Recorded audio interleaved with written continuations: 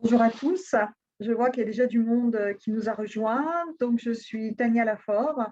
Bonsoir Agnès, Valérie, Muriel, Stéphane, Jean et tous ceux que je ne cite pas, Florian, Alexandra. Super, ravie de vous accueillir ce soir. Aujourd'hui, vous êtes une centaine à participer à cette réunion. Il semblerait que le stress ce soit un sujet qui concerne pas mal de monde, en tout cas qui vous intéresse. Donc, je suis ravie de vous accueillir. Avant tout, j'aimerais être sûre que vous m'entendez correctement. Donc, je vous propose de me mettre dans vos messages si le son est correct, si vous m'entendez correctement, si vous me voyez correctement, avant qu'on commence tout ceci. Voilà. Une deuxième information, oui, le son est bon. Ok, super, merci à vous. Super. Alors, son et image, nickel, super, merci bien. Alors, ce que je vous propose pendant cette conférence, on va parler du stress, de la gestion du stress. Et vous avez peut-être reçu, vous avez reçu normalement un mail de la part de ma collaboratrice Marine pour faire un test, pour vous tester et connaître votre niveau de stress et de stresseur. Donc, je vais vous présenter un certain nombre de choses. Et si vous avez des questions à me poser, je vous propose dans le chat de commencer par questions. Ça me permet de savoir quand vous parlez entre vous ou quand vous me parlez à moi. Si vous commencez par question, je sais que ça m'est adressé directement. Voilà. Donc, eh ben, écoutez, super, très bien, vous êtes nombreux, il y a encore des personnes qui arrivent. Et donc, ce que je vais faire, c'est commencer à partager mon écran pour vous présenter le programme de la soirée. Voilà, donc, voilà. Alors, normalement, vous me voyez sur votre écran.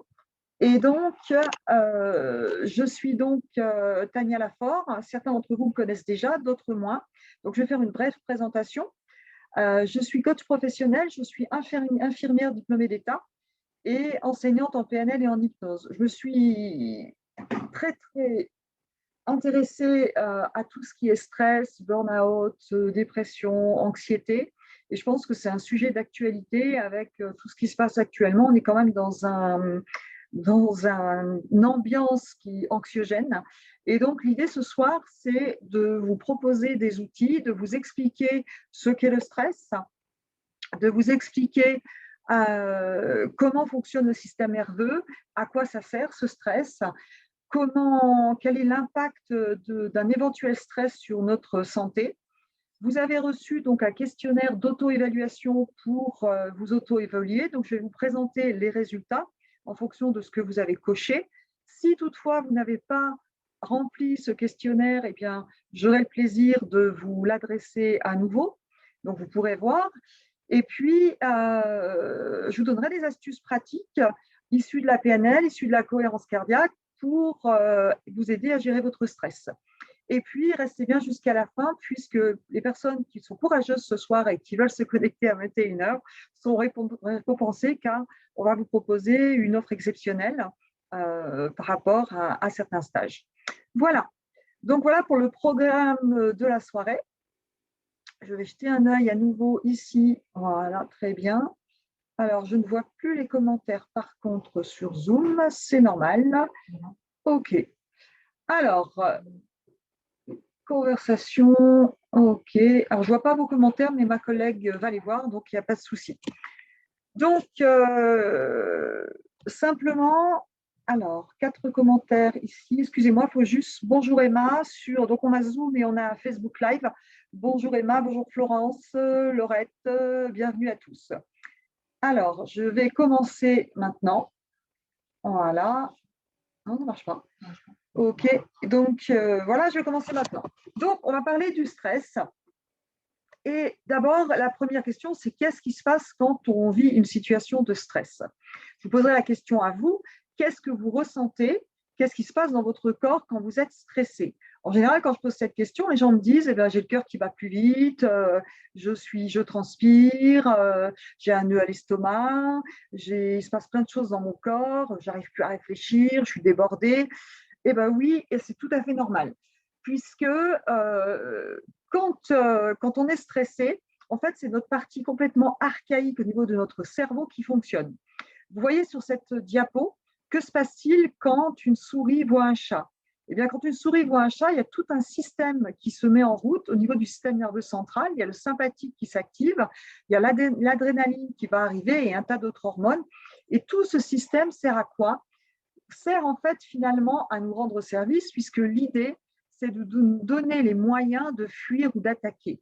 Donc, vous voyez que c'est vraiment notre partie archaïque qui se met en place. Notre cerveau transmet des informations, danger, et là, tout un système hormonal que je vais vous présenter se met en place pour augmenter le rythme cardiaque, pour augmenter, pour nous faire transpirer. Bref, tout l'oxygène va être disponible pour nous donner de la force pour ou nous battre ou fuir. Voilà. Donc, pourquoi on a mal au ventre? Parce qu'en fait, ce n'est pas nécessaire d'avoir de l'énergie pour digérer. Et en plus, il y a une vasoconstriction qui arrive et qui fait qu'on a des douleurs parfois abdominales. Donc, bref, ce qui veut dire que la nature est bien faite et que quand on a une situation de stress, à la base, notre organisme réagit complètement bien puisqu'il veut nous protéger. Cela dit, vous verrez que dans les situations de stress, on a le stress aigu. Un coup de stress, une porte qui claque, par exemple, c'est quelque chose de léger, mais vous rebondissez, il y a tout le système qui se met en place pour pouvoir réagir vite. Et ce stress, parfois, il va durer longtemps. Et là, on va voir que ça pose problème. Donc, le stress, à la base, est une réaction physiologique. C'est une réaction qui nous permet de nous défendre, de fuir ou d'attaquer. Et en fait, au niveau de notre système nerveux, nous avons le système sympathique que vous voyez ici et notre système parasympathique. Ce qu'il faut retenir, c'est qu'on est toujours en équilibre entre notre système sympathique et parasympathique. Enfin, en équilibre, pas toujours. Il y a ou un qui s'active ou l'autre. C'est continuellement comme ça, puisque dès qu'on veut se lever, par exemple, on a un petit coup de sympathique qui nous donne de l'énergie pour nous lever. Et le parasympathique, c'est plutôt le mécanisme qui va nous permettre de nous détendre, de récupérer, de nous ressourcer. Donc, on va considérer que l'être humain il y a toujours une activation du sympathique, du parasympathique, etc. Et là, sur cette diapo, je prends une métaphore du docteur David O'Hare qui présente la cohérence cardiaque, dont je vous présenterai tout à l'heure. C'est vraiment un petit peu comme si on avait un équilibre entre sympathique et parasympathique, c'est un petit peu comme un équilibre financier. Eh bien, cette santé, cet équilibre entre le sympathique et le parasympathique va nous donner pas notre santé financière, mais notre équilibre en termes de santé. Plus on va travailler sur le parasympathique, plus on aura des ressources humaines qui vont protéger notre système, qui vont nous équilibrer, et plus on va activer notre sympathique, on aura plus des effets de stress. Comment ça se passe en pratique? Plus dans le détail, pour vous donner une donnée un petit peu plus, je dirais, scientifique, qu'est-ce qui se passe quand vous avez un événement stressant? Eh bien, simplement, il y a une menace qui se passe, qui active au niveau de notre cerveau l'hypothalamus. L'hypothalamus va activer notre système nerveux sympathique, qui va activer la glande surrénale, qui va entraîner de l'adrénaline et de la noradrénaline, et c'est ça qui va faire que notre fréquence cardiaque augmente, la ventilation pulmonaire augmente. En parallèle, on va avoir aussi un autre système, c'est-à-dire que vous allez avoir l'hypothalamus qui va aussi stimuler l'ACRH, qui a un effet normalement anxiogène et aussi dépresseur, qui va activer la glande cortico-surrénale, qui va activer la production de cortisol. Le cortisol apporte des éléments énergétiques. Et donc, on a donc l'adrénaline en parallèle et le cortisol. Et quand tout va bien, le cortisol va être repéré au niveau de l'hippocampe et il va freiner, vous voyez la flèche bleue, il va freiner l'hypothalamus et donc on a une régulation de notre stress. Exemple, la souris, elle voit un chat, qu'est-ce qui se passe? Elle se sauve, le chat n'est plus là. Eh bien, le cortisol diminue, on freine tout le système, le parasympathique s'active et on revient à quelque chose de tout à fait normal. Le problème de l'être humain, c'est quand on a un stress chronique, régulier, eh bien, vous voyez, ici, le cortisol va avoir un effet toxique, donc je vais vous parler tout à l'heure, et notamment un effet toxique sur les cellules de l'hippocampe, qui fait partie des zones du cerveau qui est responsable de la mémoire et des apprentissages, et ça ne freine plus du tout. Et là, on va avoir un stress chronique, et même avec des effets délétères, à différents niveaux qu'on va voir ensemble, au niveau du cerveau, au niveau de la concentration, au niveau de la santé, etc. Donc, c'est un système d'autorégulation qui, si on passe en stress chronique, devient complètement dépassé. Globalement, quand on vit le stress, il y a plusieurs phases. Il y a d'abord une phase d'alarme, c'est quand on vit un stress aigu. Mais s'il y a une phase d'alarme, vous avez par exemple un accident, vous avez un coup de stress, puis vous vous calmez, le cerveau reprend le dessus, c'est un stress aigu, ça passe, c'est fini, ça se régule. Par contre, vous avez parfois du stress qui est chronique, parce que l'être humain par rapport à la souris, imaginez votre souris, elle voit un chat, le chat s'en va. Elle n'a pas de cortex préfrontal, c'est-à-dire qu'elle n'a pas la zone du néocortex qui va réfléchir. Le chat s'en va, tout revient à la normale, le parasympathique s'active, tout revient dans la norme et tout va bien. Le problème, c'est que nous, l'être humain, nous ne sommes pas des souris. Et qu'est-ce qu'on va se dire? Oui, mais le chat, s'il revenait. Oui, mais si j'avais pas fait ça, peut-être que le chat ne serait pas venu. Bref, on se raconte des histoires et on va entretenir ce stress qui va devenir un stress chronique. On va avoir une phase de résistance où le corps humain essaie de s'adapter à la situation rencontrée. Et puis ensuite, on va avoir, si ça continue, une phase d'épuisement. Si la difficulté n'est pas surmontée, si le stress continue, on a ce fameux stade d'épuisement dont je vais vous parler. Si ça s'arrête, l'organisme va récupérer et va s'adapter à la situation. Donc voilà comment ça fonctionne. Donc on peut dire, si vous voyez sur cette diapo, on a plusieurs stades. On a un stade où on est plutôt décontracté. Quand on est plutôt avec le parasympathique élevé, on a très peu de stress. Ensuite, on a une zone où on a un stress qui va plutôt augmenter nos performances. C'est pour ça qu'on parle du bon stress. Ensuite, si ça dure trop longtemps, on va avoir de la fatigue, puis de l'épuisement, puis de l'anxiété, de la colère et parfois une rupture. Et vous voyez ici, on vous parle de burn-out. Et vous allez comprendre ce qu'est le burn-out. Et vous allez voir qu'un peu de stress, hein, ce n'est pas mauvais.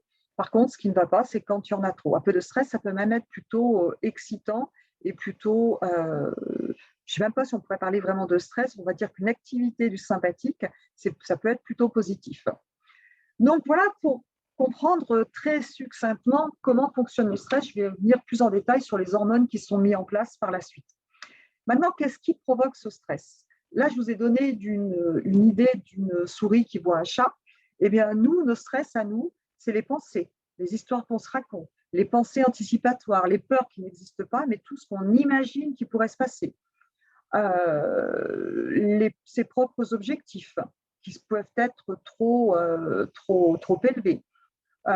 L'alimentation qui peut être déséquilibrée. Un problème au niveau physique, une maladie peut provoquer du stress aussi. Des manques de compétences au niveau du travail, on reverra tout à l'heure, on peut tout à fait avoir un manque de compétences qui fait qu'on ne se sent pas capable de faire face à une tâche et on va avoir un sentiment de stress. D'ailleurs, l'OMS décrit le stress au niveau du travail entre la différence entre ce que je me crois capable de faire et ce qu'on me demande de faire. Et parfois, quand il y a une différence ici, eh bien, c'est ça qui va provoquer ce stress. Et c'est bien ce que je pense que je ne suis pas capable de faire, pas forcément la réalité. Et c'est aussi les erreurs de perception en communication. Et je vois parmi vous des personnes qui ont fait le stage PNL et vous savez qu'on ne fait qu'interpréter, on le reverra tout à l'heure, nos erreurs d'interprétation, les pensées, quand on fait de la lecture de pensée, qu'on pense que pourrait penser l'autre de nous, etc., qu'on imagine le pire, eh bien, tous ces biais cognitifs, toutes ces erreurs de pensée sont aussi facteurs de stress, sources de stresseurs. Donc, globalement, on peut dire qu'on a deux sources de stress chez l'homme. On a les stresseurs qui sont ici, que vous voyez, qui sont les stresseurs internes. Pas assez le temps, je n'ai pas réussi à rendre un dossier, des ruminations, une mauvaise gestion des émotions, un manque de compétences transversales, c'est-à-dire gestion des émotions. Tout ça, ce sont des stresseurs internes.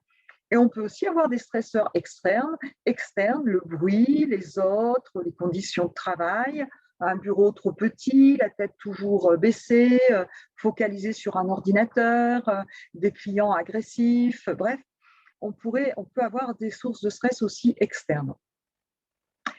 Alors, est-ce que le stress est bon et mauvais ou mauvais? on pourrait dire qu'on a en fait du bon stress et du mauvais stress. C'est-à-dire que quand le sympathique est activé au départ, ça nous permet d'avoir une vigilance accrue.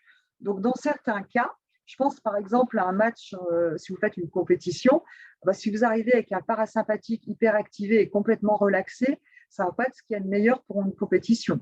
Il va falloir avoir un petit taux de sympathique qui va accroître nos performances. Donc, au départ, ça nous permet d'être très vigilants.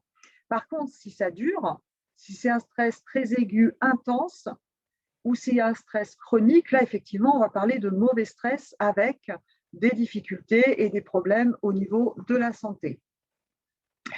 Alors, bon stress ou mauvais stress, j'ai repris cette diapo sur une source sur Internet. L'idée, c'est ça, c'est si vous tenez à bout de bras un verre comme ça dans votre main, un verre d'eau, si vous le tenez quelques minutes, ça va, mais si vous le tenez 1 heure, 4 heures, une journée, eh bien, pendant tout ce temps, le poids du verre ne change pas, mais le stress, c'est un peu comme un verre d'eau. Sur du court terme, ça va, rien ne se passe, mais sur du long terme, eh bien, ça va être très difficile à gérer. Donc, la particularité de l'être humain, effectivement, c'est de ressasser ses pensées, ressasser les passés, imaginer l'avenir. Et là, tous les biais cognitifs, toutes les peurs anticipatrices vont être vraiment facteurs de stress. Et on va voir qu'avec la PNL et avec d'autres outils, on va pouvoir régler ça. On va pouvoir déjà se recadrer et avoir des réflexes pour éviter les ruminations complètement inadaptées. Le stress chronique, eh bien là, on va avoir une quantité de cortisol qui va être importante, qui va provoquer de la fatigue, des douleurs, de la perte de mémoire, des troubles de concentration, des infections plus fréquentes. Et ici, vous voyez des dessins des neurones, eh bien, vous verrez quand on a une dose de cortisone très élevée, qu'est-ce qui se passe? Eh bien, le cortisol va attaquer, ici vous voyez des neurones, les petits bâtons que vous voyez comme une pieuvre, ce sont des dendrites. Et puis des axones. Les axones, ce sont les liens entre les neurones avec des synapses qui font passer l'information. Eh bien, quand vous avez trop de stress trop longtemps, qu'est-ce qui se passe? Eh bien, le cortisol, au niveau de l'hippocampe, c'est-à-dire la zone qui gère la mémoire et les apprentissages, le cortisol va manger les neurones, va manger les dendrites. Donc, qu'est-ce qui se passe? Eh bien, la personne, elle va avoir des problèmes de concentration, des problèmes de mémoire. Moi-même, j'ai fait récemment ce type de problème quand j'étais liée à des problèmes personnels intenses avec beaucoup de deuil et plein de choses. Et donc, effectivement, il faut repérer quand on a ce genre de problème pour couper vraiment de la situation stressante et ne pas endommager son cerveau. Et les personnes qui ont fait un burn-out, parfois, ils ont du mal à réaliser ça. Les gens qui font un burn-out ne sont pas du tout des feignants, ce sont des gens qui se sont surinvestis, qui ne se recentrent pas sur leurs valeurs, qui ne se reposent pas assez. Et le burn-out n'est pas qu'au travail, ça peut être un burn-out familial. Quand on est toujours sollicité, eh bien, au bout d'un moment, vous avez un stress chronique avec du cortisol qui est là tout le temps, et vous avez du dégât au niveau des neurones. Et ce dégât au niveau des neurones, ça ne se répare pas en 3 mois, en 15 jours. Il faut vraiment, pour que ça se répare, la bonne nouvelle, c'est que ça peut se réparer, puisqu'il y a quelques années de ça, on pensait qu'à partir de 25 ans, on perdait des neurones et que ça ne repoussait pas. Alors, c'est vrai que ça ne repousse pas, mais aujourd'hui, eh bien, on parle de plasticité neuronale. Et la plasticité neuronale, je vais le voir tout à l'heure, vous allez voir que les neurones, on peut refaire des réseaux neuronaux et le cerveau, c'est de la pâte à modeler, c'est-à-dire qu'on peut restructurer notre cerveau.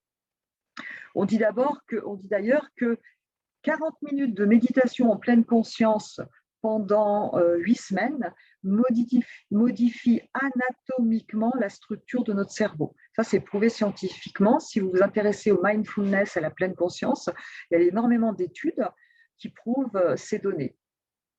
Donc, qu'est-ce qui se passe quand vous avez un coup de stress aigu? Eh bien, quand vous avez un coup de stress aigu, il y a plein de choses qui se passent au niveau du corps. On sent souvent le cœur qui bat plus vite, la respiration, ça, c'est ce qui apparaît à l'extérieur.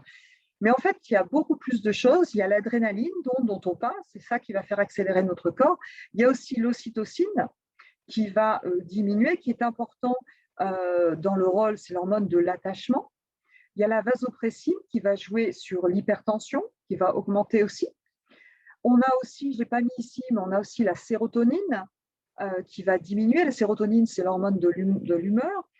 Il y a l'hormone natriurétique aussi qui va changer, qui va jouer aussi sur l'hypertension. Donc, en fait, quand vous avez un grand coup de stress, sachez que pendant 5 heures, votre corps sécrète un tas de choses, diminue la DHEA, qui est l'hormone, je n'ai pas noté ici, mais qui est l'hormone du vieillissement. Alors, mesdames, le plus beau maquillage, c'est la sérénité, puisque le stress diminue le taux de DHEA. Donc, vous avez pendant 5 heures un tas de choses au niveau du corps, physiologiquement, qui se met en place. Donc, qu'est-ce qui se passe quand le système est déséquilibré? On a donc un système d'alerte qui se passe. Alors, il y a un petit décalage là. Je ne sais pas. Je ne sais pas. Est-ce que vous m'entendez toujours correctement? Est-ce que vous pouvez regarder les réponses? Moi, du coup, je n'ai plus les réponses ici. Voilà. C'est tout bon. Là, je vais continuer. Il y a eu un petit bug. Je ne sais pas ce qui s'est passé sur ma vidéo. Donc, globalement, l'idée pour mieux gérer son stress, c'est d'avoir un équilibre entre le système sympathique et parasympathique. On n'est jamais complètement équilibré puisqu'on a besoin des deux. Notre système sympathique parasympathique fait toujours ça. C'est ce qu'on appelle le chaos en cohérence cardiaque. Mais c'est complètement normal puisque on a besoin d'un coup de sympathique dès qu'on se lève, dès qu'on fait quelque chose, dès qu'on bouge. Donc, ça fait ça tout le temps.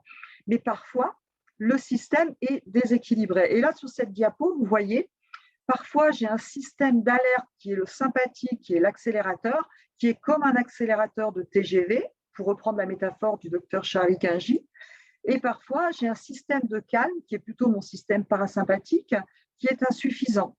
C'est un petit peu comme si j'avais un accélérateur de TGV et des freins de vélo, pour reprendre la métaphore de Charlie Kingi. Eh bien, forcément, vous voyez que du coup, ça ne fonctionne plus. Et dans ce cas, ce qui est important, quand ça ne fonctionne plus, eh bien, ce que je vous dis, c'est que vous avez le cortisol et d'autres choses qui vont agir, mais le cortisol va agir au niveau de nos neurones et va attaquer les dendrites que vous voyez ici. Notre cerveau, eh bien, c'est 30 à 100 000 milliards de neurones, 1 milliard de connexions possibles et 600 millions de synapses par millimètre cube. Vous imaginez ce que c'est. C'est un réseau absolument extraordinaire. Et sous l'effet du stress, on a de nombreuses études. Je vous recommande d'ailleurs un livre qui s'appelle, que je retrouve le nom, je le retrouverai tout à l'heure, un livre de Boris Cyrulnik sur le cerveau. C'est là ici que j'ai repris cette donnée notamment. Boris Cyrulnik a fait des études après la Deuxième Guerre mondiale chez des enfants qui étaient des orphelins en Roumanie qui étaient nourris, logés, mais qui n'avaient absolument aucune affection. Et on a constaté chez ces enfants qu'il y avait une atrophie au niveau neuronal, c'est-à-dire que ces zones du cerveau qui étaient rétrécies. Et on a pensé au départ que ces enfants avaient un problème génétique. Et en fait, pas du tout. On a mis ces enfants, parce qu'ils avaient ce problème simplement neurologique, car ils étaient en état d'alerte permanente. Eh bien, ces enfants, en état d'alerte permanente, le cortisol a agi au niveau du cerveau et a détruit les cellules. Eh bien, la bonne nouvelle, good news, c'est effectivement la plasticité neuronale. Aujourd'hui, on sait que le cerveau peut se réparer. La bonne nouvelle, c'est que ces enfants, quand on les a mis pendant 1 an en famille d'accueil avec des câlins, avec des soins, eh bien, le cerveau s'est regonflé, c'est-à-dire les zones qui étaient atrophiées auparavant ne l'étaient plus. Et ça, je trouve que c'est extraordinaire et que c'est une bonne nouvelle. Ça veut dire que quels que soient les problèmes qu'on a eus, quel que soit notre passé, on peut tout à fait refaire des connexions neuronales et on peut tout à fait réparer notre cerveau. Par contre, donc même si vous avez fait un burn-out, même si vous avez eu des problèmes, des troubles de la mémoire, des troubles de l'attention, des grosses fatigues, des signes physiques, sachez que ça se répare. Par contre, ça prend du temps. Si vous avez effectivement fait un burn-out, ça ne se réparera pas en 15 jours. Il faut vraiment se couper de la situation de stress, il faut se recentrer sur soi au moment où on fait un burn-out, ce n'est pas le moment de faire du coaching, c'est le moment de respirer, de faire des exercices, de se concentrer sur soi, de ne pas activer son cerveau, de le mettre au repos.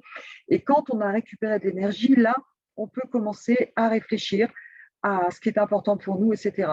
Mais dans la période où je suis en burn-out, c'est je me concentre sur mes valeurs, je me concentre sur moi, je prends soin de moi, je me reconnecte à des choses qui me font plaisir et je me reconnecte avec ce plaisir. C'est la priorité de se couper de l'environnement de stress pour ne pas abîmer le cerveau plus qu'il ne l'est.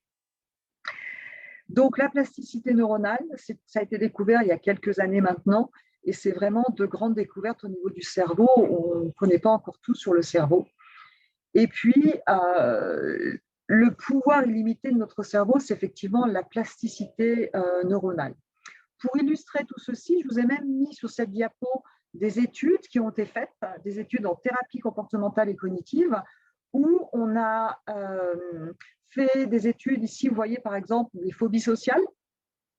On voit que chez les personnes qui ont par exemple des phobies sociales, ce sont des personnes qui ont peur des relations sociales. Ils sont angoissés à l'idée de croiser quelqu'un, à l'idée de traverser, je dis n'importe quoi, je pense à des clients, des patients, à traverser un restaurant, peur qu'on les regarde.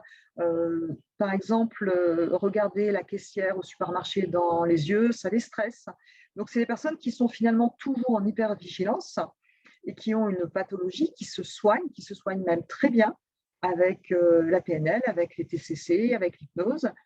Et ces personnes, quand on regarde, effectivement, il y a une diminution de l'hyperactivation après un traitement en thérapie comportementale et cognitive.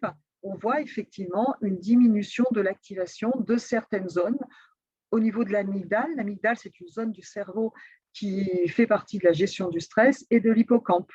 On voit sur des phobies spécifiques, pareil, après un traitement en thérapie comportementale et cognitive, des données au niveau préfrontal et au niveau de l'hippocampe. Donc, vous voyez, je veux dire qu'anatomiquement, en fonction des traitements, on a vraiment des études qui prouvent qu'il se passe des choses quand on est stressé au niveau du cerveau, et que les traitements que l'on fait, que ce soit de la visualisation, de la PNL, de l'hypnose, de la thérapie comportementale et cognitive, on a vraiment un effet même anatomique au niveau du cerveau. Donc, ça, c'est une étude aussi où on montre, c'est une étude qui est liée sur la dépression. Et la dépression, c'est exactement la même chose, même si ce n'est pas que du stress, c'est une pathologie à part entière. Ça a absolument le même effet. Et on voit sur cette diapo que le volume de l'hippocampe, c'est-à-dire la zone du cerveau qui gère nos émotions et la mémoire, va diminuer chez les personnes qui sont dépressives. Donc, quand on perd des capacités, ce n'est pas la volonté, c'est vraiment le cerveau qui prend un bug. Et la bonne nouvelle, c'est que ça se répare. Ici, il y a pour ceux qui s'intéressent d'aller beaucoup plus loin. Alors, qu'est-ce qui se passe? J'ai encore... Excusez-moi. Sur le cerveau. Pour les personnes qui sont dépressives, on a une diminution du volume préfrontal, une diminution de la neurogénèse. Alors, excusez-moi, j'ai un petit bug sur mon ordinateur parce que je m'entends parler sur Facebook. Je vais changer. Une augmentation du volume de l'amygdale. L'amygdale, c'est voilà. Est-ce qu'ils entendent? Je ne sais pas. Alors, on va vérifier si vous entendez toujours bien sur Facebook parce que j'ai un petit bug avec mon ordinateur. Alors, beaucoup trop de gens. Ah, ben ça revient maintenant. OK.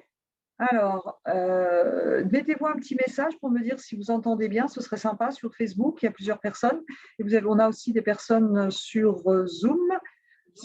Zoom, OK. Et Facebook, est-ce que vous m'entendez? Emma, Florence, vous pouvez me mettre un petit message si vous êtes encore là. Je regarde ces messages. Je vais continuer tranquillement. Donc, ici, vous avez une diapo. Super, merci à tous, merci pour vos réponses. Ici, vous avez donc une diapo qui explique effectivement le fonctionnement du cerveau. L'hippocampe ici, qui est la zone pour la mémoire, qui va travailler sur la mémoire épisodique et sémantique. Et là, effectivement, au niveau de l'hippocampe, dans la dépression, il y a une diminution du volume et diminution de la neurogénèse. Une neurogénèse, c'est quand on a des nouveaux neurones qui se construisent. Tout est OK. Merci sur Facebook pour vos remarques. On a aussi l'amygdale qui gère la gestion des émotions, l'irritabilité, l'émotion. Et dans la dépression, ça diminue, puis ça augmente. On a aussi dans la dépression, au niveau du cortex préfrontal, une diminution du volume. Donc vraiment, ce que je veux vous dire, c'est quand on est vraiment stressé, il y a vraiment un impact sur le cerveau et il ne faut pas le prendre à la légère. Prenez soin de vous, rappelez-vous, vous êtes la seule personne avec qui vous êtes sûr de finir votre vie et donc ça vaut le coup d'investir sur vous parce que je pense que le stress, c'est une responsabilité personnelle. Alors maintenant, enfin, les outils de la gestion du stress. Quels sont les outils de la gestion du stress? Eh bien, dans les outils de la gestion du stress, la première chose, c'est déjà de faire un diagnostic. Un diagnostic, c'est quels sont les éléments stresseurs pour vous et quel est votre niveau de stress. On va regarder, je vous donnerai en fonction des résultats que si vous avez fait le test, je vous expliquerai un petit peu les résultats. Et puis, on va parler de la cohérence cardiaque. C'est une autre technique, le mindfulness, la pleine conscience qui marche très bien aussi dans la gestion du stress. On va voir quelques outils de PNL, de programmation neurolinguistique. Et on va voir différentes choses. Alors, tout d'abord, j'insiste sur le fait que le stress, la prévention et la prise en charge du stress, c'est une responsabilité individuelle. C'est-à-dire que vous êtes maître à bord et à vous de prendre soin de vous, personne ne le fera à votre place. Vous avez fait, ou pas, je ne sais pas, le test que Marine vous a envoyé, vous a adressé pour évaluer vos stresseurs et votre niveau de stress. Alors, quand vous avez fait, vous aviez une feuille sur le niveau de stress et une feuille sur le niveau de stresseur. Et vous avez rempli ce questionnaire que j'ai l'autorisation d'utiliser, que le docteur Charlie Kaji m'a donné l'autorisation aimablement d'utiliser. Et donc, vous avez des résultats, vous avez coché, vous avez des résultats entre 8 et 14, ça veut dire que vous avez un niveau de stresseur très bas. Entre 14 et 18, vous avez un niveau de stresseur bas. Entre 18 et 28, un niveau élevé. Et entre plus de 28, c'est des stresseurs très élevés. Côté stress, vous pouvez avoir un niveau de stress très bas, 11 à 19, bas, 19 à 30, 30 à 45 élevé et plus de 45 très élevé. Donc globalement, quand vous avez fait ces tests, et si vous ne l'avez pas fait, on vous le remettra en lien suite à cette conférence, vous pourrez faire ce test. Il y a plusieurs possibilités. Ici, vous avez 4 possibilités. Vous avez stress élevé et stresseur élevé. On va voir que là, c'est problématique. Vous pouvez aussi avoir un stresseur élevé et du stress bas. On verra que là, ça veut dire que vous gérez plutôt bien le stress. On peut avoir aussi des stresseurs bas et du stress bas. Là, il y a des avantages, c'est que vous menez certainement une vie très cool. Et on verra qu'il y a aussi des inconvénients. Vous pouvez aussi avoir un stresseur bas et du stress élevé. Et là, on va voir que c'est problématique. Alors, qu'est-ce que ça donne étape par étape? Si vous avez stress et stresseur élevé, ça veut dire que vous êtes stressé et ça veut dire que vous avez des facteurs de stress élevés. L'avantage, il y a un avantage, c'est que vous êtes dans un état d'alerte permanent, donc vous êtes prêt à l'action. En général, vous êtes prêt à réagir, vous êtes entraîné à réagir très, très vite.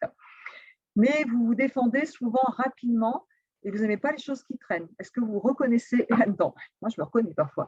Souvent, j'ai plusieurs chantiers à la fois, donc je suis capable de gérer plusieurs à la fois. Le problème, c'est qu'à moyen terme, je peux avoir des problèmes de sommeil, c'est-à-dire que ça, on peut le tenir pendant un temps, mais si ça dure tout le temps, eh bien, il peut y avoir problème de sommeil, fatigue, difficulté pour faire face. Et parfois, on repère chez les gens qui fonctionnent comme ça des consommations de tabac, d'alcool, de café ou de calmants, des diminutions de performance à long terme sur la concentration, la mémoire, la fatigue et parfois des problèmes relationnels. Donc, stress et stresseur élevé, ce n'est pas ce qu'il y a de mieux. Ensuite, on a une autre possibilité. Vous pouvez avoir des stresseurs élevés et un stress bas. Ben là, c'est 2 possibilités. Où vous êtes très performant, et bravo, félicitations, ou vous sous-évaluez votre stress. Ça arrive aussi. L'avantage, c'est que vous avez une amélioration de la performance. Votre programme de gestion du stress est efficace, mais il ne faudra quand même pas trop tirer sur la corde. Donc, reconnaissez-vous, situez-vous, regardez où vous en êtes. Si vous avez un stress bas, un stresseur bas et un stress bas, eh bien, écoutez, c'est bien. Ça veut dire que vous n'avez pas trop de facteurs de stress et qu'en plus, vous êtes plutôt cool dans votre vie. En tout cas, vous le gérez très bien. C'est plutôt positif, sauf si demain, d'un coup, vous avez un gros stresseur qui arrive, un problème de vie, un événement de vie, eh bien, qui vous demande beaucoup d'énergie. Là, vous n'êtes pas du tout entraîné. Vous n'avez pas l'habitude. Donc, manque d'entraînement à gérer le stress, trop peu de stresseurs, de stress, ça peut entraîner aussi de la passivité. C'est un état qui est parfait pour les vacances, mais pas dans tous les contextes. Et puis, parfois, vous avez un stresseur bas et du stress élevé. Eh bien, là, il n'y a aucun avantage. Il faut vraiment travailler sur vous, sur l'adaptation à votre environnement. Voilà pour vous donner un peu les profils de stress. Alors, je ne sais pas où vous en êtes. Il y a aussi une autre échelle que vous pouvez trouver, que je trouve très intéressante, c'est l'échelle de Holmes, H-O-L-M-S, H-O-L-M-S, que vous trouverez sur Internet. Faites le test. Et là, c'est intéressant puisqu'on voit qu'il y a des situations de vie qui sont des situations qui sont plutôt sympathiques, comme un mariage, une naissance, mais ça donne des points de stress. Et je remarque souvent quand on cumule mariage, naissance, déménagement, aménagement de la chambre, changement de poste, ben là, par exemple, vous avez une zone de stress beaucoup trop importante et ce n'est pas du tout étonnant si bien, vous êtes complètement dépassé. Donc, parfois, quand on fait l'échelle de Holmes, moi, je sais qu'à un moment de ma vie, j'avais coché toutes les cases, je crois que j'étais au taquet. Eh bien, c'est intéressant de dire peut-être qu'on peut faire aussi les choses étape par étape pour se protéger. À vous de voir. Donc, finalement, maintenant, qu'est-ce qu'on a? Qu'est-ce que vous avez à votre disposition pour gérer votre stress? Eh bien, il y a différents axes. On peut modifier ses habitudes émotionnelles, apprendre à prendre du recul. On va avoir des outils comme la relaxation, le yoga, tous les exercices de yoga qui vont permettre d'être dans l'instant présent, de respirer. Quand on respire, on va travailler sur le sympathique et le parasympathique surtout. Les différentes respirations de yoga vont nous permettre d'avoir une action différente sur le corps. On peut modifier ses habitudes de pensée. Ça, c'est ce qu'on apprend à faire en PNL. Le « je ne crois rien, je ne pense rien, je ne sais rien », je vais revenir dessus. Enlever nos biais cognitifs. On peut savoir communiquer, puisque parfois, notre stress, c'est aussi lié à notre façon de communiquer, à notre façon de ne pas recevoir les feedbacks, de faire de mauvais feedbacks qui entraînent des situations de conflit. Bref, on a plusieurs choses à faire. Ça peut être aussi l'alimentation. On sait par exemple qu'un manque d'oméga 3 aujourd'hui peut vraiment jouer sur le stress, un manque de magnésium, bref, et l'activité physique aussi joue dessus. Donc, comme la question, finalement, c'est aujourd'hui comment renforcer notre système parasympathique. Et je vais donc vous présenter différentes choses, notamment on va parler de la cohérence cardiaque, de la notion des émotions, de la relaxation. Et ce qui est intéressant, c'est aussi de gérer des compétences transversales. La gestion des émotions, la communication adaptée, vivre en accord avec ses valeurs, c'est aussi une façon de stimuler le parasympathique. Alors, le temps passe très vite. Et pour arriver sur ces données, je voudrais vous présenter ce tableau, cette pyramide, qui s'appelle la pyramide de Dietz. La pyramide de Dietz, c'est un outil de PNL. La PNL est la programmation neurolinguistique qui a été mise au point dans les années 70 par Richard Bandler et John Grinder, un linguiste et un étudiant en psychologie. À l'époque, il était étudiant, maintenant Bandler est très connu, qui était passionné par l'informatique et par la psychologie. Eh bien, la PNL a mis au point des outils qui nous permettent de mieux communiquer, d'avoir des stratégies de réussite, de mieux gérer nos émotions, de mieux nous connaître, bref, qui participent à notre mieux-être, à notre réussite professionnelle et personnelle. Et dans ces outils, eh bien, il y a ce que vous voyez ici qui s'appelle la pyramide de Dietz. Alors, la pyramide de Dietz, je vous en parle parce que vous allez voir que tout est lié finalement. La pyramide de Dietz, au bas de la pyramide, vous avez l'environnement. L'environnement, c'est tout ce qui n'est pas moi. Qu'est-ce qui fait que j'agis sur mon environnement? Mes comportements, par exemple, si je travaille en équipe ou en famille, mes comportements, la façon dont je vais me comporter, va directement influencer mon environnement. Okay? Imaginez, je suis mère de famille, dans le milieu familial, j'ai des enfants. effectivement, ce que je vais faire ou ne pas faire, la façon dont je vais parler à mes enfants, la façon de communiquer, si je leur crie dessus ou si je parle calmement, si tout ce que je vais faire va directement influencer mon environnement. Mais qu'est-ce qui influence mon comportement? Eh bien, c'est le niveau du dessus. Mes compétences, est-ce que je sais communiquer? Est-ce que je ne sais pas communiquer? Est-ce qu'on m'a appris la communication non violente? Ou est-ce que j'ai modélisé un modèle parental où il y avait beaucoup de cris dans la famille et que je ne sais pas communiquer calmement? Mes compétences en communication, mes stratégies, comment je m'y prends pour faire passer les messages à mes enfants, etc., va influencer mes comportements qui vont influencer mon environnement. Mon environnement, donc ma famille. Vous êtes OK avec ça? Mais alors, qu'est-ce qui va finalement influencer mes compétences? Parce que vous et moi, je pense que parfois, on peut être très calme et parler calmement, puis il y a parfois, c'est plus compliqué. Et oui, mes états internes, mes émotions vont directement faire que je suis capable de parler calmement, correctement ou pas. Mes émotions vont faire que j'active certaines compétences qui vont jouer sur mes comportements et mon environnement.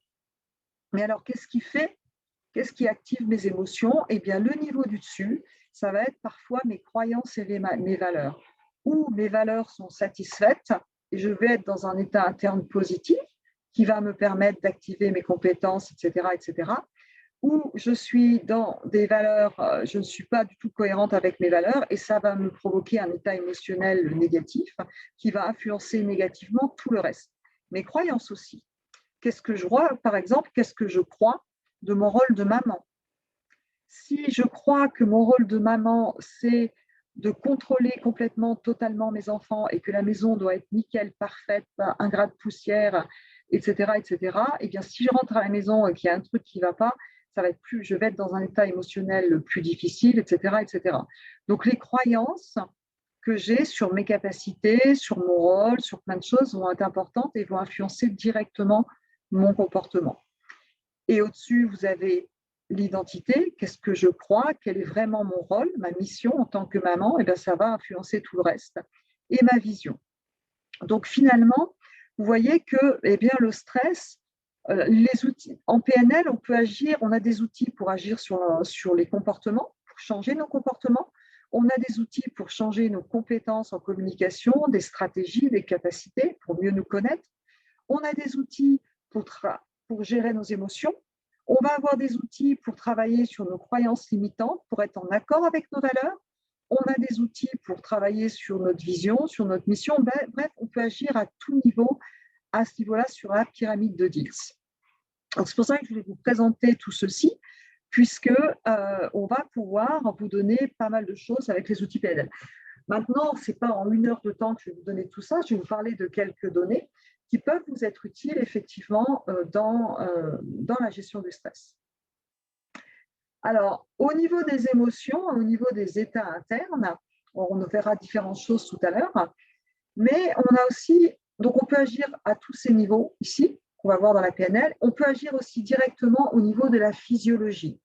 Et si on veut agir directement au niveau de la physiologie, eh bien la cohérence cardiaque.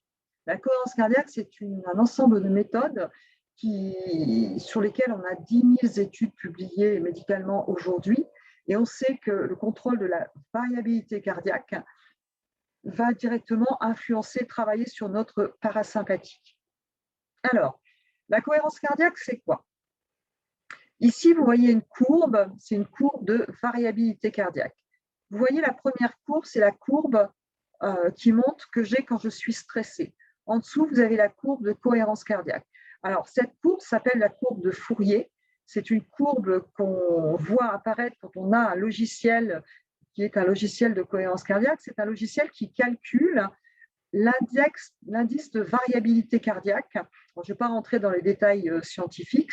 Finalement, on va dire, pour faire très simple, hein, je ne suis vraiment pas vraiment très global, pour faire très simple, c'est on va calculer l'équilibre entre le sympathique et le parasympathique. D'accord?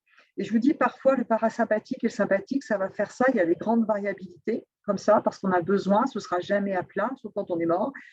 Et donc, c'est normal que ce soit plus ou moins comme ça. Quand on est très stressé, effectivement, on a des grands écarts. Et en dessous, vous voyez la courbe de cohérence cardiaque. Il y a toujours des vagues, parce qu'on n'aura jamais quelque chose de plat.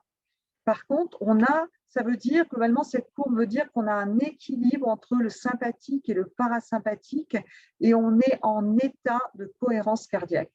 Cet état de cohérence cardiaque qu'on va obtenir avec des exercices de respiration, de concentration sur les émotions, eh bien cet état de cohérence cardiaque, ce n'est absolument pas un état naturel, c'est un état qu'on va provoquer par des exercices respiratoires, par de la concentration sur des émotions et différents exercices, va permettre, quand on passe dans cet état de cohérence cardiaque pendant 5 minutes, eh bien, tout ce que vous avez vu tout à l'heure, toutes les hormones qui augmentent, le DHEA qui diminue, l'adrénaline qui augmente, le cortisol qui augmente, eh bien, on va inverser tout ça. 5 minutes de cohérence cardiaque inverse totalement tous les effets délétères du stress pendant 6 heures.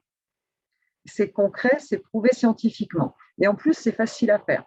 Si ça vous intéresse, la cohérence cardiaque, je vais vous en parler, mais on a un e-book sur notre site internet. Je vous invite à le télécharger. C'est un e-book qui est très complet où j'ai vraiment tout détaillé. Marine vous mettra un lien pour accéder à la page et vous pourrez télécharger cet e-book et d'ailleurs beaucoup d'autres aussi sur la communication non violente, bref, et des vidéos. Vous avez pas mal de données qui peuvent vous intéresser. Donc finalement, quand je vais faire des exercices de cohérence cardiaque régulièrement, je vais vous expliquer lesquels.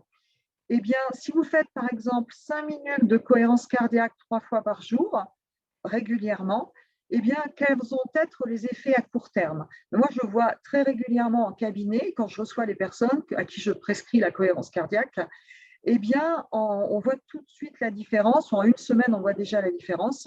À court terme, on a les gens se sentent déjà mieux, souvent, assez rapidement. Et les effets de la cohérence cardiaque, il y a une activation du système parasympathique. Donc finalement, vous allez renforcer ce frein. Il y a une augmentation de la variabilité cardiaque, une augmentation de la cohérence émotionnelle, c'est-à-dire que là où d'habitude vos enfants font un truc, vous explosez, ou votre collègue fait un truc, vous explosez, là vous allez avoir cette capacité à prendre du recul. Des effets d'apaisement et de calme. Il y a une baisse du cortisol qui est prouvée, qui est testée, une augmentation de la DHEA, l'hormone anti-vieillissement, une augmentation des IgA salivaires, c'est-à-dire que les IgA, c'est les anticorps qui participent à l'immunité et pendant la période actuelle, c'est quand même très important. Une augmentation de l'ocytocine qui favorise l'attachement, donc ça favorise les relations avec autrui. À court terme, on a aussi une augmentation du facteur natriurétique. On a une augmentation des ondes alpha qui sont des ondes de calme au niveau de l'EEG où on va être calme et attentif, une réduction de la perception du stress, une augmentation de la sérotonine. Sérotonine, c'est une hormone qui est déréglée quand on est dépressif. Bref, on a vraiment des effets à court terme et à long terme. On a une diminution de l'hypertension artérielle. C'est pour ça qu'aujourd'hui, dans pas mal d'hôpitaux, on se forme à la cohérence cardiaque, une diminution du risque cardiovasculaire, diminution de l'anxiété, de la dépression. C'est pour ça que c'est mon traitement de choix, en tout cas de base, avec les patients que je vois, pour qui c'est important. Une meilleure régulation du sucre, donc intéressante dans le diabète. Une réduction du périmètre abdominal, puisqu'il y a un lien entre le cortisol et le sucre aussi. Meilleure récupération à l'effort, donc il y a beaucoup de sportifs qui utilisent la cohérence cardiaque. Amélioration de la concentration et de la mémorisation, et ça c'est hyper important. Diminution des troubles de l'attention, d'hyperactivité et diminution de l'inflammation. Donc finalement, le stress abîme pas mal de choses chez l'être humain et la cohérence cardiaque, vous avez des effets très rapides à court terme et aussi des effets à long terme. Et pour moi, la cohérence cardiaque, c'est même un style de vie. Il n'y a pas besoin d'attendre d'être stressé pour pratiquer la cohérence cardiaque. Les outils de la cohérence cardiaque, je vais vous en donner quelques-uns. Il y en a un que vous connaissez très bien, qui est le 365 de David O'Hare, vous connaissez très bien ou pas, et c'est le plus connu sur Internet. C'est quand on respire 5 minutes, 5 secondes à l'inspire, 5 secondes à l'expire. Mais il y en a d'autres que vous ne connaissez peut-être pas, qui sont très bien expliqués dans le livre du docteur Kinji, que je vous présenterai tout à l'heure, des exercices beaucoup plus courts parce que chez certaines personnes, 5 minutes de concentration sur la respiration, c'est trop. Ils ne sont pas prêts à ça. Ça paraît rien, 5 minutes. Mais 5 minutes, c'est trop pour eux. Donc, dans ce cas, on va faire des exercices très, très courts qui vont durer 30 secondes, 1 minute, pour stimuler le parasympathique et quand ils seront prêts, ils pourront passer à des exercices beaucoup plus longs.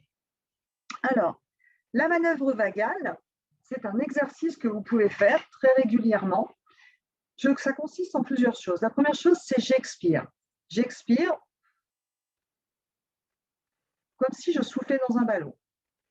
Puis j'inspire, je bloque ma respiration et j'expire à nouveau calmement. Et là, je vais observer ma respiration. Vous voyez, finalement, ça prend 30 secondes. Donc, j'expire doucement, comme si je soufflais dans un ballon. J'inspire, je bloque ma respiration et j'expire calmement. C'est important que l'expire soit plus long que l'inspire. Quand vous faites ça, écoutez, il y a un système mécanique. Puisque vous inspirez, que vous bloquez votre respiration, vous avez des barorécepteurs au niveau de la aorte qui enregistrent qu'il y a un changement de pression artérielle et donc qui va stimuler le sympathique. C'est pour ça que ça s'appelle une manœuvre vagale. C'est automatique, c'est physiologique. Donc les personnes qui sont très stressées, qui n'arrivent pas à faire 5 minutes de cohérence cardiaque, et j'aurais pu me reconnaître à une époque de ma vie parmi ces personnes, donc ce n'est pas grave. Il faut vraiment vous entraîner comme ça et vous allez voir qu'à force, vous allez y arriver. Donc on commence quand c'est comme ça. Ça, on le fait 20 fois par jour. Le plus dur, finalement, c'est d'y penser. Et ça a un effet très important. Un autre exercice que vous pouvez faire, c'est ce qu'on appelle la crise de calme. La crise de calme, c'est David Servan-Schreiber qui a donné ce nom à cet exercice. David Servan-Schreiber a ramené la cohérence cardiaque en France à son époque. Et là, ça consiste à j'expire, comme si je soufflais dans un ballon. Donc, le début commence comme l'autre, j'expire. J'inspire. Je bloque ma respiration. J'expire calmement en contrôlant. Et là, je respire normalement en observant l'air qui passe dans les narines, la température de l'air en pleine conscience, le rythme de ma respiration. Je n'essaie pas de changer quoi que ce soit éventuellement. Je peux poser la main sur le ventre et voir comment le ventre se gonfle et se dégonfle. Je suis dans l'instant présent et je vais centrer mon attention sur mon cœur. Je peux même poser la main sur le cœur en imaginant que j'inspire et que j'expire par le cœur. Et quand je suis connectée au cœur, eh bien, je vais penser, imaginer une personne ou un animal que j'aime et je vais ressentir de l'amour, de la bienveillance, tout ce que vous voulez, mais en tout cas une émotion positive. Et ça aide aussi à passer en cohérence cardiaque, puisque l'émotion aide à passer en cohérence cardiaque. Ce qu'il faut savoir, c'est qu'au niveau du cœur, vous avez un tas d'hormones. On connaissait le premier cerveau, notre cerveau ici. On parlait des intestins avec le deuxième cerveau. Aujourd'hui, on dit que le cœur, c'est notre troisième cerveau. Et il y a des liens neurologiques, il y a des liens physiologiques directs entre le cœur et le cerveau. Vous entendez parfois dire le cœur a ses raisons, que la raison ne connaît pas, mais c'est exactement ça. Quand vous travaillez sur votre cœur, sur la respiration, sur les émotions, vous influencez directement le stress, la gestion du stress à ce niveau-là. Vous lirez tout ça dans le livre de Charlie Kingis si vous voulez aller plus loin, et vous verrez que c'est assez impressionnant. Troisième exercice, qui est un exercice que vous trouverez assez facilement sur Internet, c'est 3 fois par jour pendant 5 minutes, j'inspire pendant 5 secondes et j'expire pendant 5 secondes. Je vous ai mis ici une application qui s'appelle Respirelax. Il y en a d'autres qui existent, c'est celle que moi j'utilise. C'est une application que vous trouvez qui est gratuite, que vous pouvez télécharger. Et là, vous allez voir sur cette application, vous pouvez régler le temps de séance, par exemple, à 5 minutes. Si vous le mettez sur équilibre, il vous met la durée de l'inspiration 5 secondes, la durée de l'expiration 5 secondes. Si vous faites ça, quand vous faites 5 secondes à l'inspire, 5 secondes à l'expire, vous verrez que vous avez une petite bille que vous suivez, vous inspirez à la montée, vous expirez à la descente, ça aide à avoir un rythme. Ça vous permet d'être dans l'instant présent. Donc pendant ce temps-là, vous ne dominez pas autre chose, c'est un début de pleine conscience. 2, vous allez avoir physiologiquement, vous allez passer en cohérence cardiaque. Et je vous ai mis ici le livre du docteur David O'Hare que je vous recommande, qui explique pas mal de choses sur la cohérence cardiaque. Donc ça, c'est des choses simples. Et la cohérence cardiaque, ce que j'aime, c'est que c'est pratique. Vous pouvez faire ça n'importe où, au travail, que vous travaillez dans un bureau, que vous travaillez à l'extérieur. On peut même faire ça avec les enfants, c'est très intéressant. Donc, c'est une application gratuite. À vous de jouer, parce que c'est vraiment possible, comme vous le voyez sur cette diapo, quel que soit le métier que vous faites, c'est possible de faire de la cohérence cardiaque. Si vous voulez vous renseigner plus, vous pouvez aller sur notre site, vous verrez aussi, il y a pas mal de données sur la cohérence cardiaque. Donc ça, déjà, c'est un outil pratico-pratique que vous pouvez utiliser. L'effet de la respiration, ce qu'il faut savoir, c'est que quand vous inspirez, quand on inspire, on stimule le sympathique, quand on expire, on stimule le parasympathique. C'est pour ça que dans les exercices de yoga, par exemple, quand on veut se calmer, on va donner un temps d'expiration plus long que l'inspiration. Ici, on va chercher un équilibre. C'est pour ça que vous avez autant de temps d'inspiration que d'expiration pour passer en cohérence cardiaque. Sachez aussi que quand vous êtes stressé, on a tendance à inspirer beaucoup d'air, mais il faut faire l'inverse. En fait, il faut souffler doucement et vous allez voir que vous allez vous calmer beaucoup plus facilement.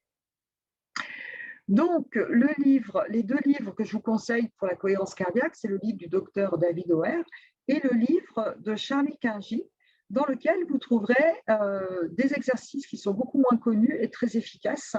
Des exercices comme la crise de calme, il y a 12 exercices différents sur lesquels vous pouvez vous entraîner. C'est un livre qui est très accessible, que vous pouvez utiliser à titre perso. Je vous encourage à le lire et à pratiquer les exercices. Vous comprendrez beaucoup de choses. Maintenant, la PNL. Qu'est-ce que nous apporte la PNL dans ces outils de gestion du stress? Eh bien, alors PNL, ça veut dire quoi? Déjà, ça veut dire programmation neuro-linguistique. Programmation parce qu'on va dire qu'on est programmé dans nos apprentissages. On est programmé en fonction de l'éducation qu'on a eue, en fonction de notre vécu, on est programmé dans certains comportements. Neuro, parce que ça passe par nos 5 sens, visuel, auditif, kinesthésique, olfactif, gustastique, et linguistique, parce que les informations, on va dire que le langage représente notre représentation interne et qu'un mot ne veut pas dire la même chose pour tout le monde. La PNL, ça a été mis au point dans les années 70, comme je vous l'ai dit tout à l'heure, par Richard Bandler et John Grinder. Et l'idée, c'était d'observer, c'est de la psychologie appliquée, et c'était d'observer les savoir-faire des personnes de talent. Et la PNL a été créée à partir d'abord de thérapies comme l'hypnose ericksonienne, comme la Gestalt, comme l'analyse transactionnelle. Et on a observé dans un premier temps des thérapeutes, puis on a observé dans un deuxième temps des businessmen, des communicateurs. Bref, la PNL a observé toutes ces personnes pour nous donner des protocoles, des boîtes à outils pour mieux faire fonctionner notre cerveau et pour mieux réussir dans la vie quelque part. Et globalement, on a différents niveaux en PNL et dans les bases PNL, qu'est-ce que vous apprenez? Eh bien, vous allez apprendre à gérer vos émotions. Vous allez apprendre à quoi sert la peur, à quoi sert le dégoût, la colère, quel est le message qu'il y a derrière, comment je peux gérer tout ça. Vous allez avoir des outils pour mieux communiquer, puisque si je sais mieux communiquer, je veux aussi jouer sur mon environnement et je veux aussi mieux gérer mes émotions. Et vous allez avoir aussi des outils pour atteindre vos objectifs. On parle de stratégie de réussite. Donc la PNL nous donne tous ces outils et bien sûr le cœur et le cerveau parce que j'en parle. Un exemple de choses qu'on va voir pendant le base PNL, c'est finalement qu'est-ce qui influence mes états internes. Si je vous dis comme ça, qu'est-ce qui influence vos états internes? Eh bien, il y a plusieurs choses qui peuvent influencer nos états internes. D'abord, mes pensées. Vous voyez ici, ce que je pense influence mes états internes. Je ne sais pas si ça vous est déjà arrivé, mais parfois, vous êtes super bien, puis vous regardez un film, des infos, en ce moment, on est assez gâtés avec ça, des infos à la télé, et d'un coup, en 30 secondes, vous ne vous sentez plus très bien. Eh bien, ce sur quoi vous focalisez votre attention va directement influencer votre état interne et donc influencer votre état de stress. Et là, eh bien, vous avez la boîte à commandes. Vous n'êtes pas obligé de penser des choses négatives. Et ça s'apprend. Un exercice que je fais, moi, avec mes enfants régulièrement, c'est qu'est-ce que vous avez apprécié dans cette journée? D'autres l'appellent les 3 kiffs du jour. focalisez votre attention sur 3 trucs qui vous ont fait plaisir aujourd'hui. La question, c'est sur quoi vous portez votre attention. Et ça se travaille, ça s'apprend, et c'est même presque une rééducation, puisque au niveau de notre cerveau, sachez que nous ne sommes que des animaux sociaux et que nous avons une partie archaïque au niveau du cerveau que je place ici. La première zone du cerveau, c'est notre cerveau archaïque, et pour survivre, l'être humain a été obligé de voir tous les dangers, tout ce qui pourrait mal se passer. Et bien que nous sommes plus évolués, eh bien, on a toujours cette partie de nous. Donc parfois, pour certaines personnes, se focaliser sur des choses positives, c'est presque une rééducation. Et ça s'apprend. Là, le corps, on sait que la posture de notre corps va directement influencer notre état interne. Si je me tiens tout droit comme ça, ou si je suis comme ça sur un bureau toute la journée, eh bien, vous allez voir que ça influence vos états internes. On a des études, on le fait d'ailleurs dans les exercices PNL, je vous fais tenir droit ou je vous fais baisser et vous sentez vos états internes, vous allez voir que ça diffère. Il y a des études qui prouvent que quand on se tient droit, quand on a une ouverture au niveau du sternum, si vous êtes intéressé par ça, je vous conseille d'aller voir la conférence sur TED Conférence de Amy Cuddy, A-M-Y, C-U-2-D-Y, qui prouve que, par exemple, quand on fait des exercices de yoga ou simplement quand on se redresse et quand on se tient droit ici, eh bien, on diminue le taux de cholestérol et on augmente le taux de testostérone. Donc, la posture du corps va directement influencer sur nos états internes. Antonio Damasio, un chercheur, a parlé des marqueurs somatiques. C'est-à-dire que quand vous avez une émotion, vous avez d'abord des signes corporels et après, ça vient à votre tête qui vous dit « j'ai tel type d'émotion ». Donc, si vous jouez sur votre corps, sur la posture de votre corps, vous allez directement jouer sur votre état interne. Donc, quand vous avez un coup de moins bien, la première chose, c'est de vous redresser. D'abord, d'ailleurs, regardez autour de vous. Regardez, par exemple, les personnes qui sont déprimées, souvent, sont un peu courbées comme ça. Et vous, quand vous avez un coup de moins bien, observez-vous, il est possible que vous ne teniez pas pareil. Donc, la posture du corps, le corps bien droit, va jouer aussi sur nos états internes. Qu'est-ce qui joue encore sur nos états internes? Notre environnement, le soleil, la luminosité. Si je suis entourée que par des gens stressés, ça peut me polluer aussi. Donc, il y a des choses sur l'environnement sur lesquelles je peux jouer et d'autres non. Les odeurs jouent sur nos états internes. Il y a un livre que je vous recommande qui est, décidément aujourd'hui, ça va revenir, un livre de Thierry Janssen qui s'appelle, c'est quelque chose intérieur, je ne me rappelle plus, Thierry Janssen, ça finit par intérieur, où vous avez pas mal de données, et on a des études notamment qui prouvent que des étudiants à qui on a mis on les plonge dans des odeurs de pourri ou dans des odeurs de chocolat, le taux d'IgA, les anticorps, est varié, donc varie complètement. Donc en fait, les odeurs, la lumière, on est vraiment sensible à beaucoup de choses au niveau inconscient qui agissent sur notre état interne. Et puis, eh bien, nos pensées, ici vous voyez noté omission, distorsion, généralisation. Qu'est-ce que c'est que ce truc? Alors, les personnes qui sont venues faire de la PNL savent ce que c'est, donc je vais vous en parler, je ne peux pas m'en empêcher. Alors, est-ce que je l'ai là? Non, je ne l'ai pas là. Eh bien, si vous voulez, notre cerveau, quand vous enregistrez, quand vous captez des données, on capte des données avec nos 5 sens. 5 sens qui sont visuels, auditifs, kinesthésiques, olfactifs et gustatifs. Et on capte énormément de données au niveau inconscient. Et donc, on dit qu'on capte 2000 millions de bits au niveau conscient, 400 000 millions au niveau inconscient. Je ne me souviens plus exactement. La question de posture, juste Thierry Janssen, je reviendrai dessus. Donc, ce que je disais, c'est qu'on capte des informations au niveau conscient et inconscient, et comme notre cerveau ne peut pas tout traiter, il va faire des omissions. Des omissions, c'est-à-dire qu'il y a des choses que je ne vois pas dans mon champ de conscience. Je prends souvent l'exemple pour les femmes, ou les hommes d'ailleurs, en disant, une femme enceinte, quand elle est enceinte, souvent, elle repère les femmes enceintes. La veille, il n'y en avait pas plus, il n'y en avait pas moins, mais elle ne les voyait pas parce que mon cerveau faisait des omissions. Quand j'achète une nouvelle voiture, eh bien, j'en vois d'un coup partout. La veille, il n'y en avait pas plus, il n'y en avait pas moins, mais je n'y prêtais pas attention. Je faisais des omissions. Je fais aussi des distorsions. Des distorsions, c'est quand La solution intérieure, Emma Dambia, c'est exactement ça. Le livre de Thierry Janssen, c'est la solution intérieure. Excusez-moi, je fais des allers-retours. Les distorsions, c'est quand je donne du sens à quelque chose sans preuve. Par exemple, cet enfant ne connaît pas sa poésie, ça veut dire qu'il n'a pas appris. Peut-être, ou alors il est tellement stressé qu'il n'est pas capable de la redonner. Cette personne arrive en retard, ça veut dire qu'elle ne me prend pas en considération. Peut-être, ou alors elle a eu un problème. C'est toutes ces choses qu'on se raconte, on va prendre des raccourcis pour donner une interprétation aux choses. Et les généralisations, eh bien, je vais généraliser mes expériences comme je généralise mes apprentissages, et c'est une bonne chose, mais je veux aussi généraliser des faits. Tous les hommes sont comme ci, toutes les femmes sont comme ça. Bref, en fonction de tout ça, eh bien, je vais interpréter la situation. Ça veut dire que quoi? On capte des informations au niveau avec nos 5 sens. En fonction de nos expériences passées, de nos croyances, de nos valeurs, on va donner un sens à cette chose, on va interpréter la situation. Cette interprétation va nous donner un état interne, et cet état interne va nous faire avoir un comportement. Exemple, je marche dans la rue, je vois quelqu'un qui baisse le regard, qui ne me parle pas, quelqu'un que je connais bien.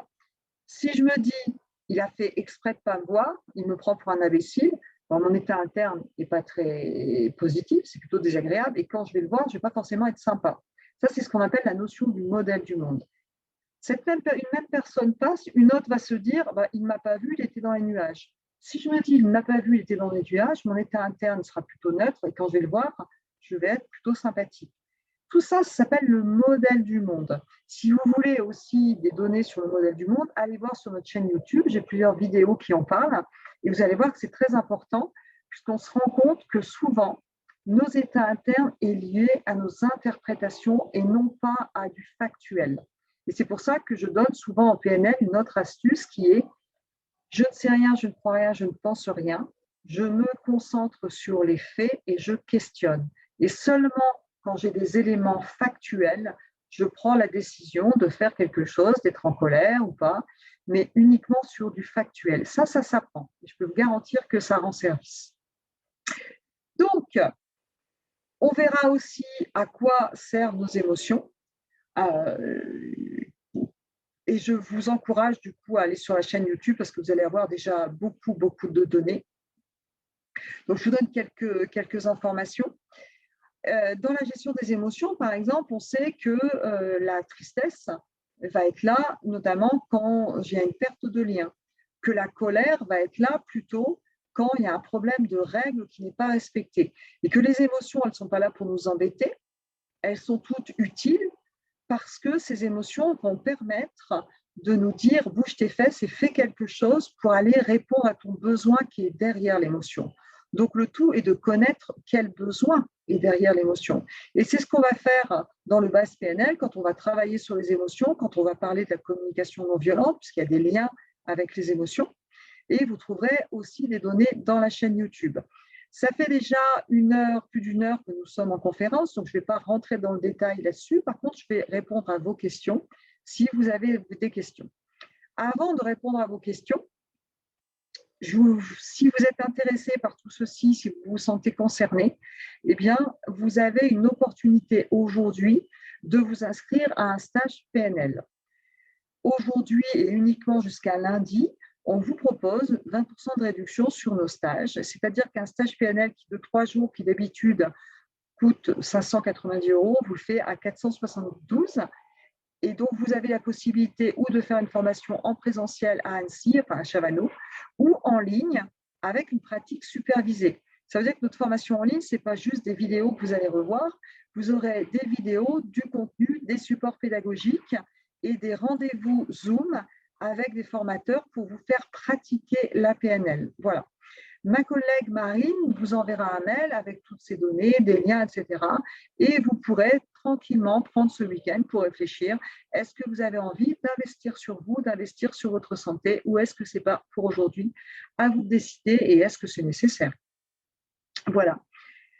Au niveau du cursus PNL, sachez aussi qu'il y a des opportunités, puisqu'aujourd'hui, notre cursus PNL fait partie du cursus coach professionnel enregistré au RNCP.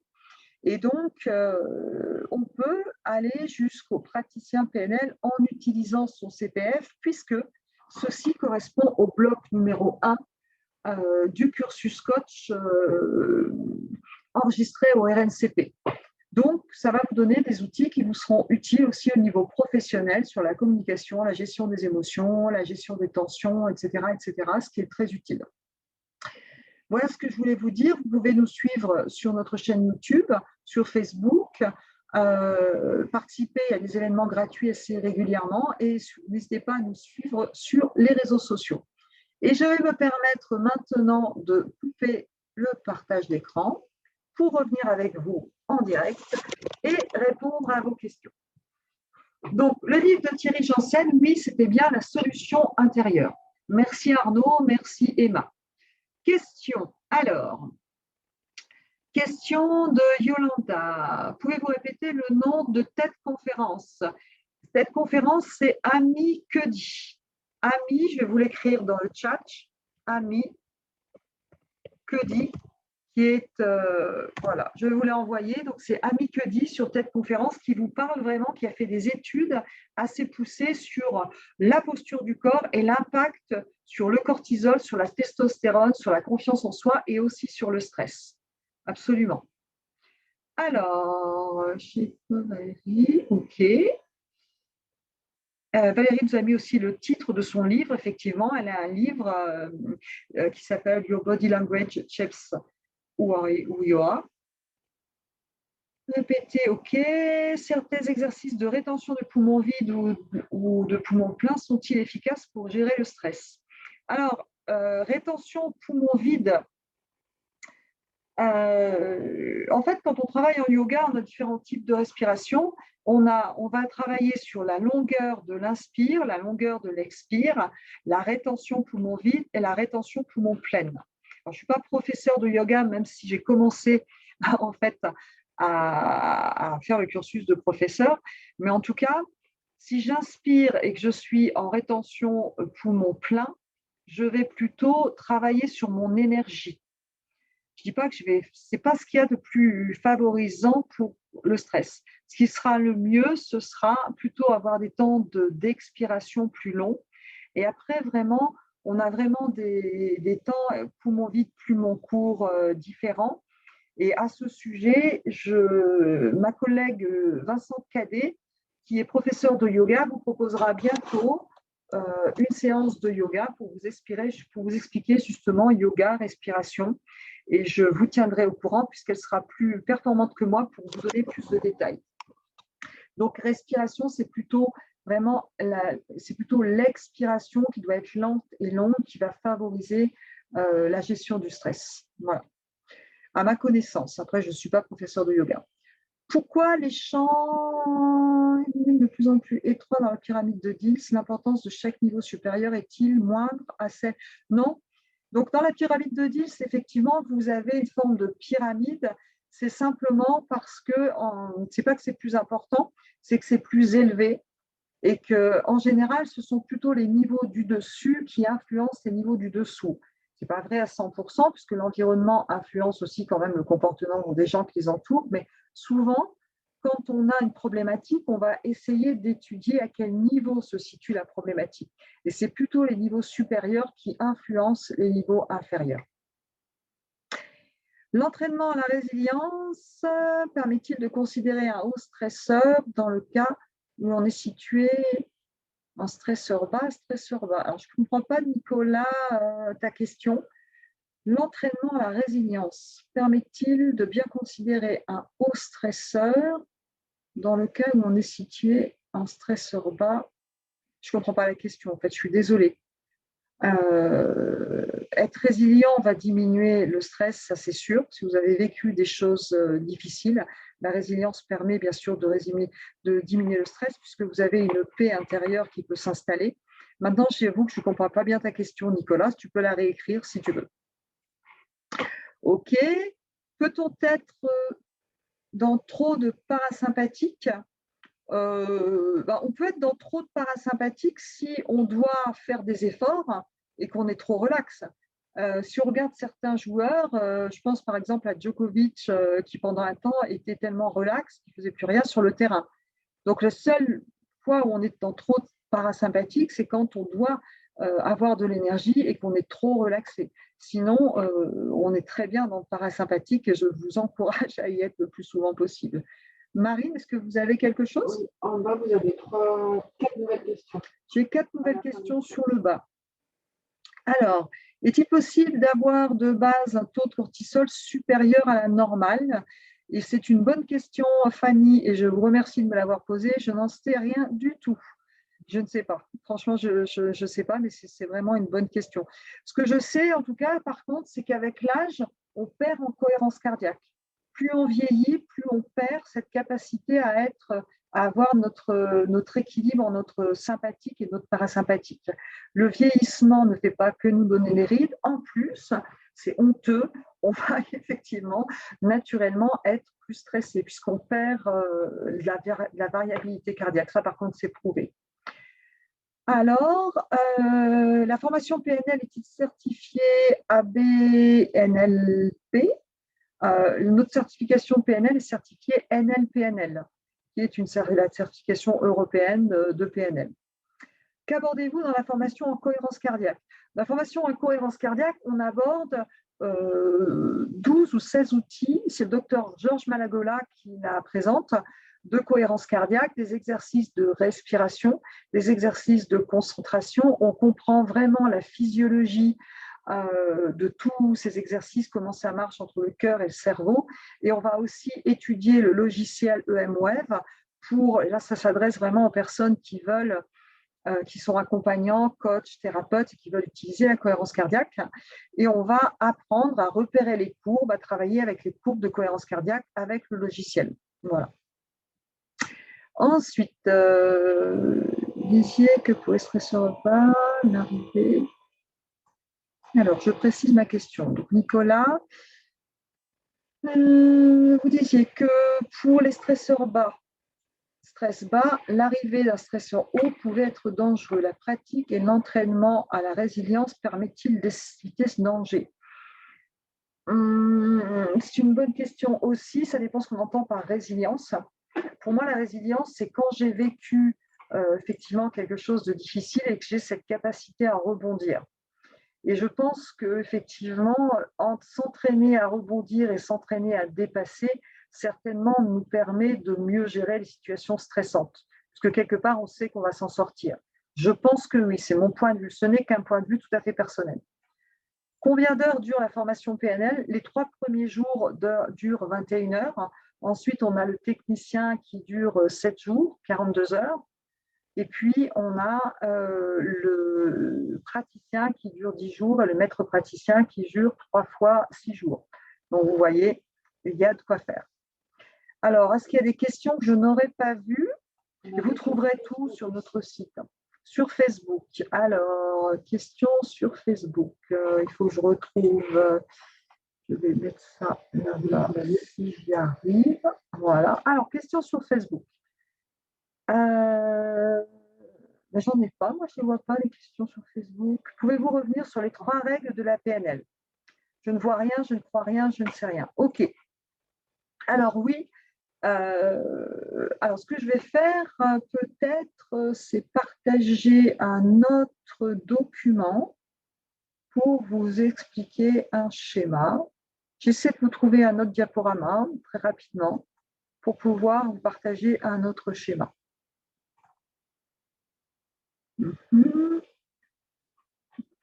Qu'est-ce que je l'ai? Est-ce que je l'ai ici? Non, je ne l'ai pas. Voilà, si je l'ai là. Tac, tac.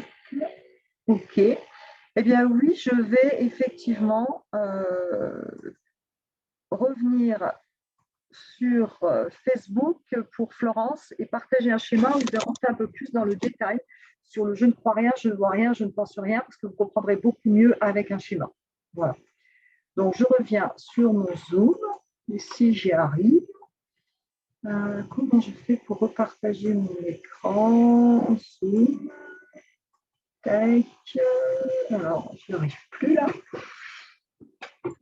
Je voudrais juste repartager mon écran où je suis. Là, ouais. Ah, c'est là. Ah, ben voilà. Là, je l'agrandis. Et là, écran partagé et c'est ici, je crois. Non. Ouais, c'est un PowerPoint. Il a faire ça. Faire ça. Voilà, il n'est pas là. Excusez-moi, je suis désolée, je cherche un petit peu. C'est celui-là. Voilà, voilà. Donc, sous cette diapo, donc je reviens en écran partagé. Vous avez donc un système qui vous explique comment fonctionne notre cerveau. On ne voit pas sur Zoom. Alors, pourquoi est-ce que je ne vois pas sur Zoom? Ouais. Et on va recommencer. Écran partagé. Là. La gestion du stress, non, diaporama. C'est ça. Voilà. Est-ce qu'on voit bien sur Zoom? Est-ce que vous voyez le diaporama sur Zoom? C'est tout bon?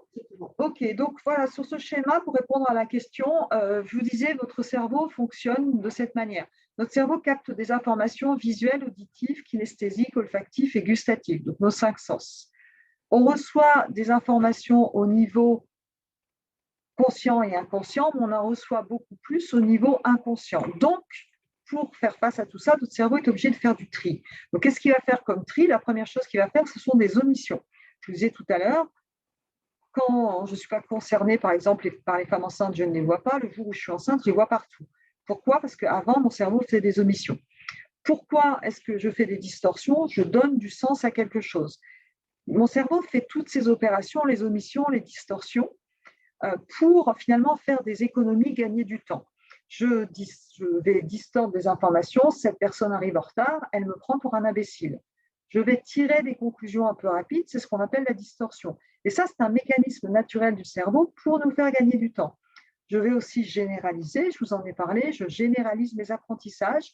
Si j'ai appris à conduire une voiture, je peux conduire à peu près toutes les voitures, heureusement. Mais je généralise aussi les conclusions que j'ai tirées lors de mes distorsions. Donc, tout ça, c'est un mécanisme naturel du cerveau qui fait qu'on fait ça toute la journée. Mais qu'est-ce qui fait que je fais plutôt des omissions, des distorsions ou des généralisations? En fait, quand j'ai une information, mon cerveau, en pratique, il va aller scanner ce que j'ai déjà à l'intérieur et ça va faire un petit peu retour vers le futur. C'est-à-dire qu'en fonction des expériences de vie, de nos valeurs et de nos croyances, on va interpréter les choses. Et ce sont ces interprétations qui vont nous donner nos états internes et nos états internes vont nous donner des comportements. Et ce système-là que vous voyez, ce schéma, c'est ce qu'on appelle le modèle du monde.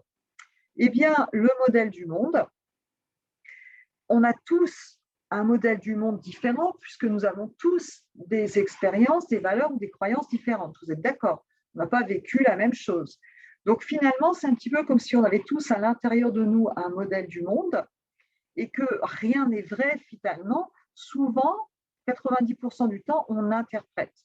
Donc, une fois que je comprends que je ne fais de toute façon qu'interpréter, quand j'ai un état interne qui monte, je sens que je ne suis pas bien, je dis stop, je ne crois rien, je ne sais rien, je ne pense rien, puisque de toute façon, je ne sais que je ne fais que d'interpréter. Je me concentre sur les faits, c'est-à-dire je vais aller chercher du factuel et je pose des questions. Exemple, j'ai rendez-vous avec ma fille à 20h, il est 21h, elle n'est pas là. Si je suis une maman anxieuse, je vais m'exciter, m'énerver, dire elle a eu un accident, mais j'en sais rien du tout en fait. Donc je dis stop, j'arrête de penser, je ne crois rien, je prends mon téléphone, je n'ai pas dit je ne fais rien, j'essaie de savoir où elle est. Si je ne l'ai pas, eh bien elle ne répond pas, point. C'est une façon de prendre du recul. D'accord? C'est vraiment ça, et ça c'est un entraînement. C'est ce qu'on appelle aussi les biais cognitifs en PNL, en thérapie comportementale et cognitive. Il y a des gens qui sont plus dans le catastrophisme, il y a des gens qui imaginent toujours le pire, il y en a qui sont toujours angoissés. On a tous un petit peu nos réflexes en fonction de nos personnalités. Là, c'est cette capacité de dire de toute façon, je ne fais qu'interpréter.